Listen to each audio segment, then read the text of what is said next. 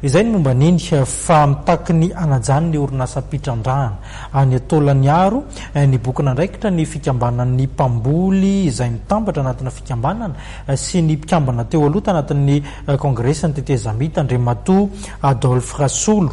ny fanonerana na ilay antsoina hoe compensation io ny tena tian'izy ireo avotra ary angatahana ao anatin'izany.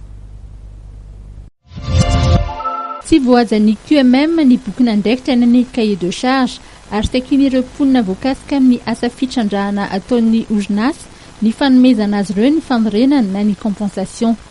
Manamafy ny fitakiana efa nataon'ny fikambanana mpamboly mitambatra ny mpikambana teo anivon'ny kongresin'ny tetezamita teo aloha. Sy te handroaka ny QMM zahay.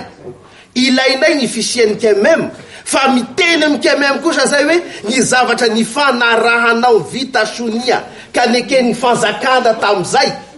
ho tanterahinareo ao tanterahana. Ze namanamany hoe le telo arivo ariary moa zany izy teneniko aminao misy telo arivo ariary misy rozato ary misy enimpolo ary misy telozato ka misy mahazo 300 millions 400 millions dikan'izay misy namanamany ao nataony hampanginany ny rehetrarehetra ireny ny fitaovany entiny mampanginany be sy ny maro dikan'izay raha hoe pourcentage tenena vasa 0,05% any olo pitaky zany ny mahazo tombosoa io. Sahirana ireo mponina izay very fivelomana.